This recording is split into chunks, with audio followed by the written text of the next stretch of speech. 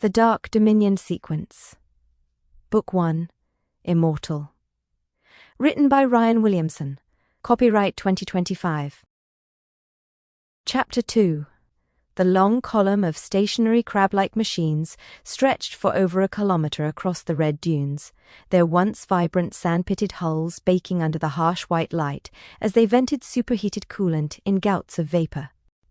Vimka glanced back down along the line before returning her gaze to the star freighter squatting on the horizon. "Nothing?" she asked the much larger man squatting beside her, atop the lead sandcrawler. She was an older woman, but not old, the blonde hair beneath her headscarf beginning to show streaks of silver. A triple line of raised scars ran from the outer edge of each eye and followed her cheekbones, connecting over the bridge of her nose. More raised scars marked her lower brow in a triple knot design between her eyebrows. "Nothing," the man confirmed. He took his eyes away from the spotting scope he was holding and looked at her, the nut-brown skin around his pale blue eyes crinkling in concern. He was younger than her, but not young, with the full plaited golden beard of a mature man, and shifted his bulk under the weight of the ballistic plate he wore. It doesn't have any clan or guild markings, and definitely isn't Dominion Navy. "Go around it?" She pursed her lips and her eyes narrowed. They were a deeper blue than his, but she shared his rich complexion. What would a freighter be doing all alone in the Great Waste? "Nothing good. I wasn't asking you, Reserve." He bowed slightly toward her in deference and touched his forehead with a hand before returning to the scope. "All the same, what do you make of it?" she asked him. He shrugged slightly. "Smugglers. That much is obvious. Smugglers waiting for cargo, but we haven't seen any raiders this season. Doesn't mean there aren't any. And a location this remote suggests particularly valuable cargo, which means they have clash," Vimka said, straightening her shoulders. "And we have valuable cargo too." She rapped on the hull and called down through the open hatch. "Take us in." The sandcrawler lurched slightly before resuming an even gait across the dunes, the actuators in its legs purring and its fusion reactor vents hissing. Vimka swayed with the motion of the vehicle under her and watched the freighter as they closed the distance. "Still nothing?" she asked Reserve after several minutes. "Still nothing. The ship's reactors are cold on my thermals. She's been sitting there a while. Hold up, there's a cargo skimmer sitting 100 meters to her left. And I count 5 coolie bots stationary by the skimmer standing beside stacks of crates. They aren't doing anything.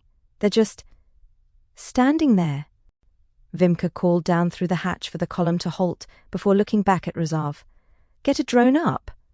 He nodded and threw a fist-sized sphere into the air. It hovered for a moment before shooting out across the desert. Vimka pulled a thin transparent sheet out of her robes and unfolded it, watching as the drone's feed resolved on the plaster screen.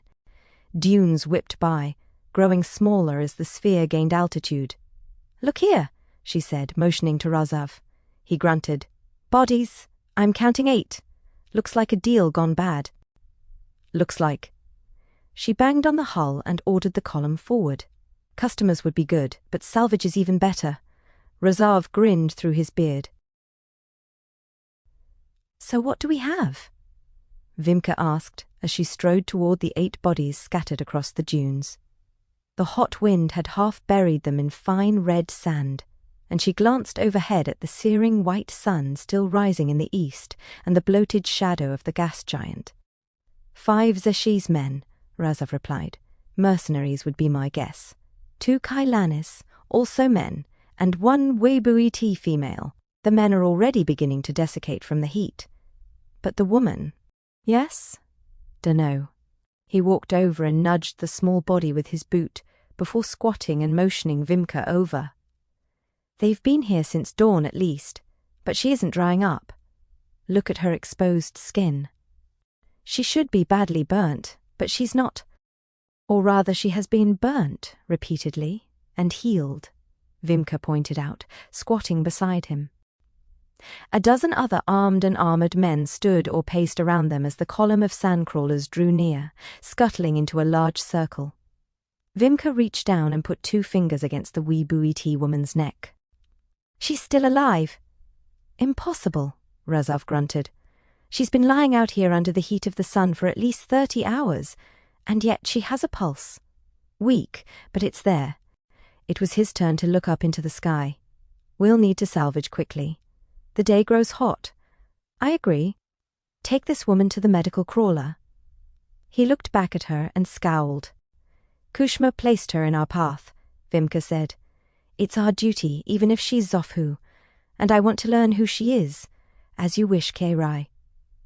He bowed and touched his forehead before scooping the small woman up in his arms, surprised by how light she was. Her freckled, dark russet skin was pulled tight against her cheekbones, and she looked as if she hadn't eaten in weeks, her slightly chapped lips exposing her teeth in a rictus. Razav turned and trudged through the sand and over the dunes to the medical crawler. Lenaha, a young woman sharing his deeply burnished complexion, hurried down the ramp at the back of the vehicle to meet him as she adjusted her headscarf. She had a single line of raised scars running across her cheekbones and the bridge of her nose that were only a few months old, a sign of her coming of age in the clan.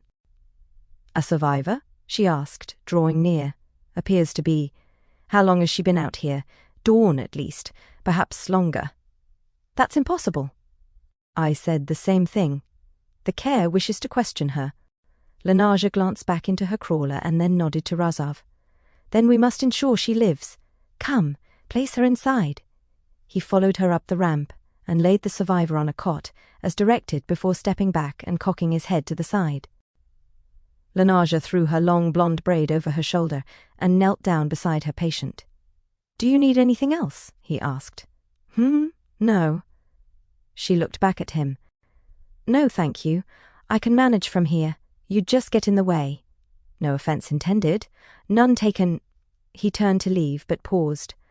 May I walk to your tent later? She laughed. I think I'll have my hands quite full with this one, as much as I'd enjoy your company. Of course. He gave her a nod and exited the crawler, squinting at the harsh glare outside. Lenaja wasn't his, any more than he was hers, and while it was true he hadn't walked to her tent all that often since she'd come of age, he had stopped visiting other women in the clan, and as far as he was aware, she hadn't received any other men.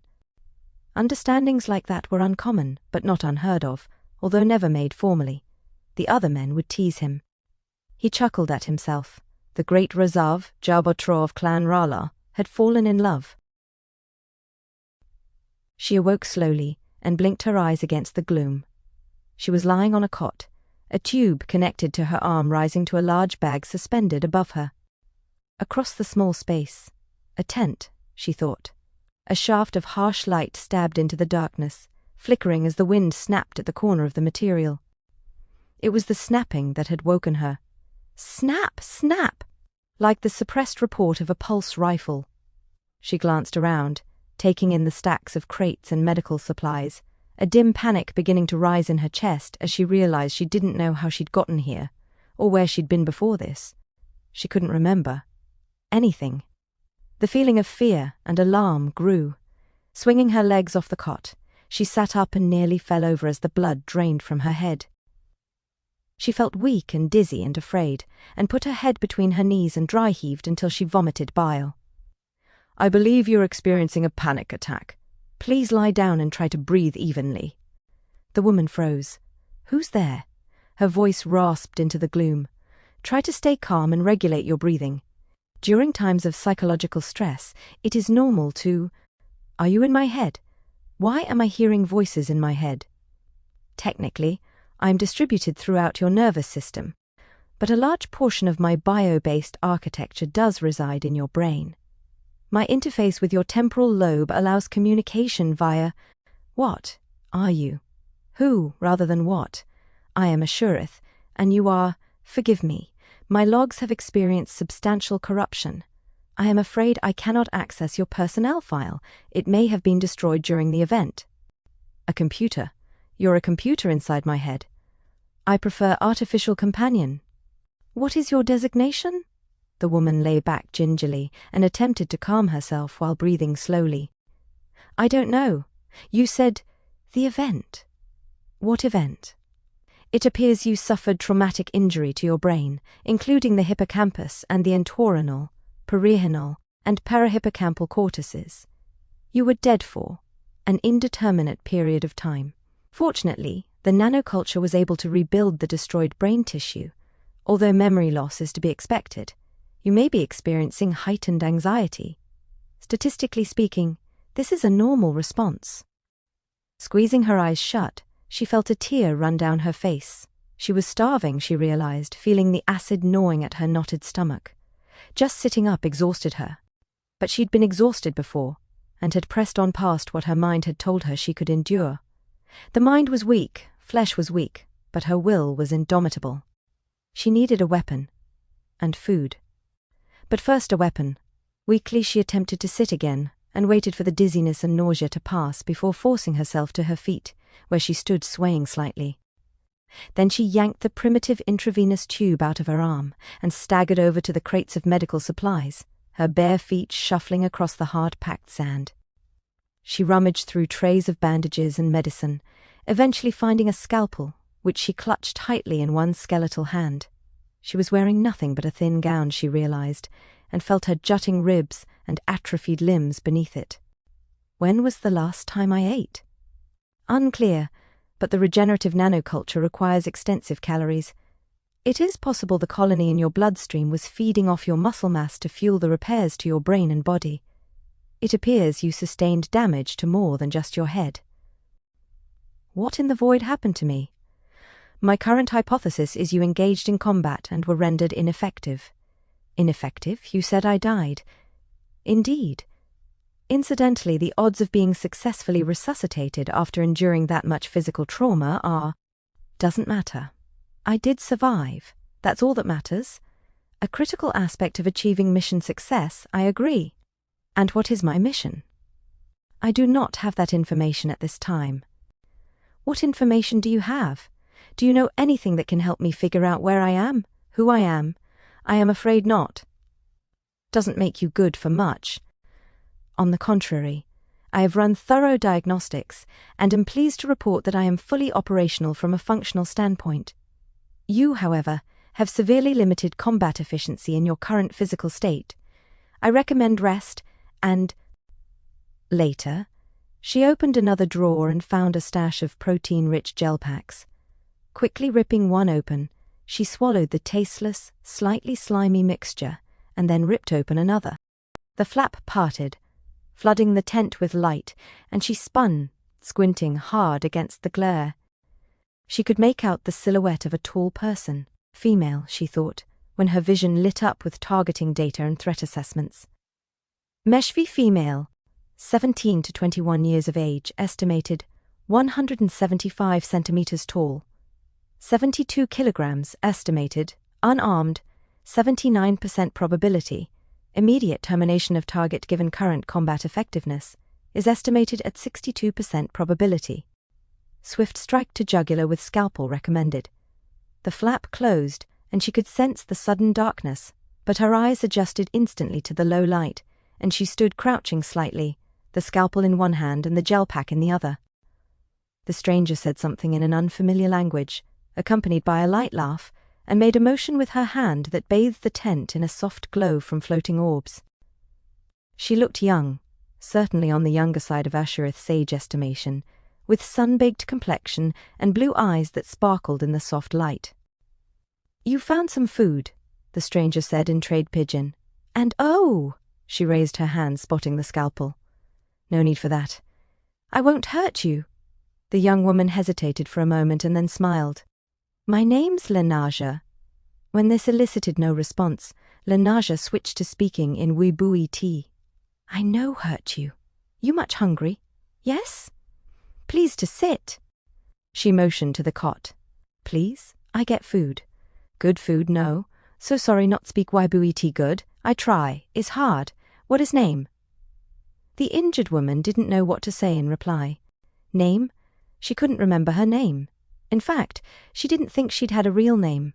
Ashurith had asked what her designation was. It felt like she'd worn many names, like clothes or masks, to be used and discarded. She'd once been called Koshma. But that was a small copper coin used on the grey market. Yet, yes, she'd been called that. A nickname, perhaps. It tasted wrong.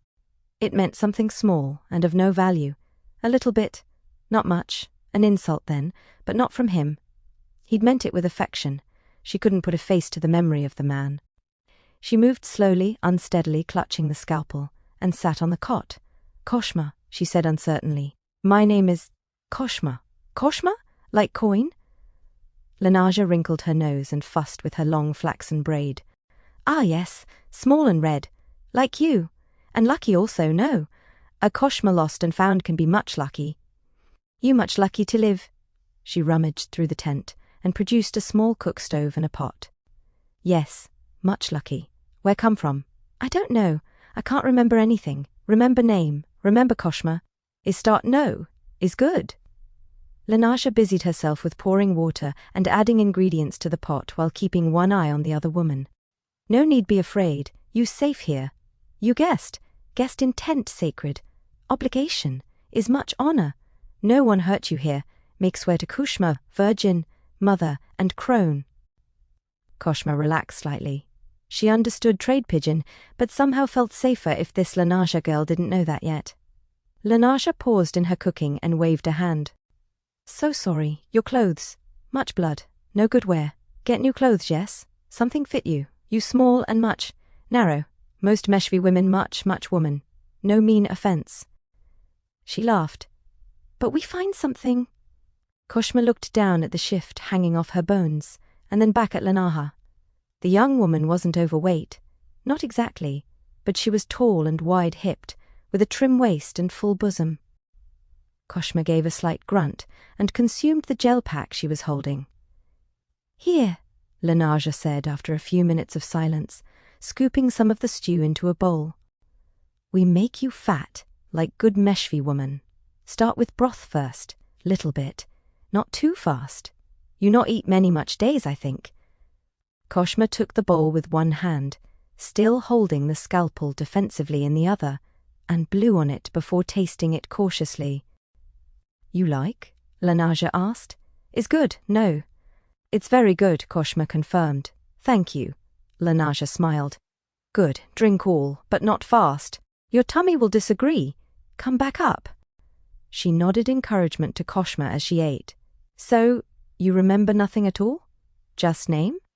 I don't think it's even my real name. Just something people called me when I was younger. I was in a school with other children. I don't know. Where am I? In the Great Waste. But where? Which planet? Khartoum. Is moon really of Acho? Lenaja made a motion with her spoon, encompassing the tent. Ekron system. Many Wubuiti live on Khartoum, mostly serfs. She peered at Koshma. But I not think you are serf. Not from Khartoum. Just a guess, of course. And you are Meshvi? Lenaja nodded. My clan live on Khartoum many much generation.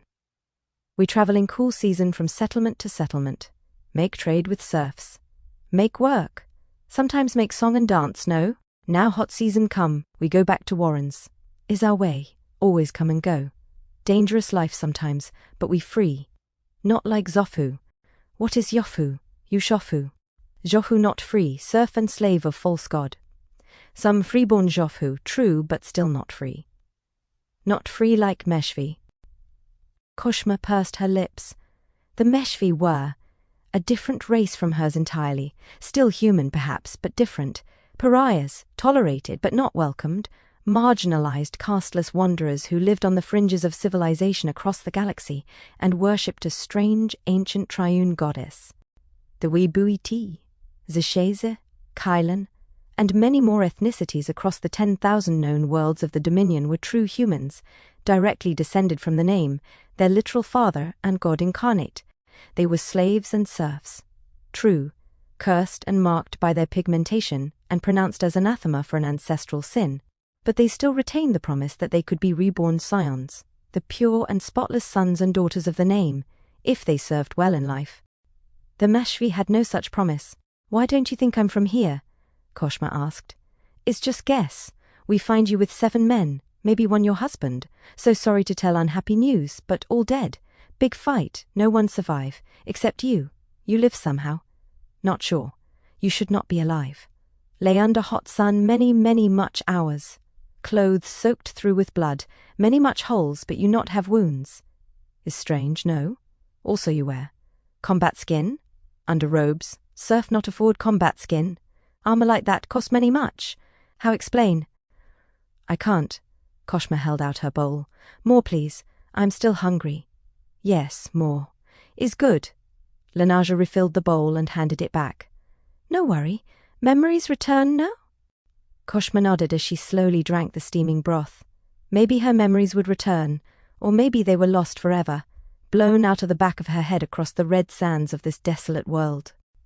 Oh, Lenaja held up a hand. One more thing also, maybe you not know, maybe come as shock, but must tell you. So sorry, but you with child. Very early, I think. Not know if baby survive. With child, what is word?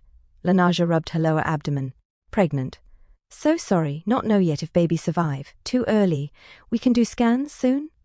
Maybe find heartbeat. Pregnant?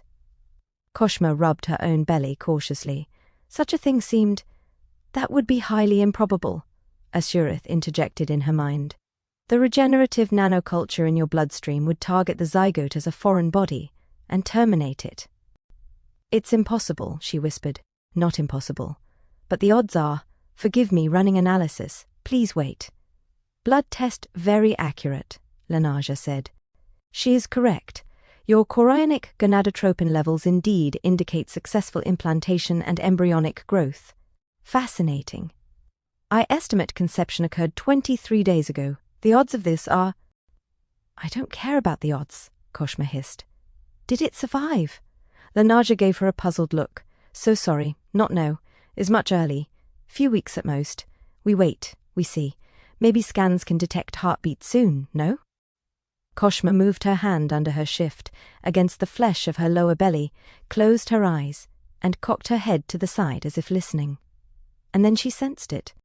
First the beat of her own heart, the rhythm of her pulse, flowing down into her core, then connecting to a life inside her no larger than a grain of rice, its heart fluttering rapidly like butterfly wings. She inhaled sharply.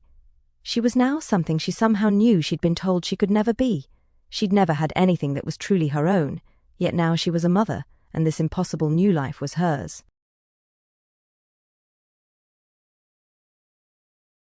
Enjoyed this excerpt? Sign up at darkdominionseries.com for exclusive content and updates.